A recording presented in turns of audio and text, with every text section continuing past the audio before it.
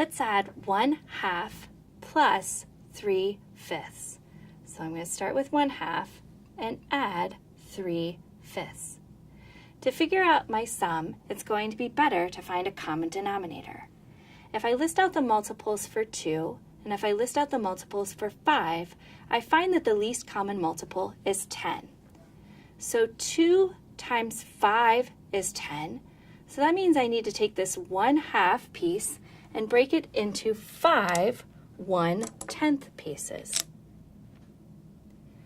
Then each 1/5 piece, 1/5, it has a denominator of 5. 5 times 2 is 10.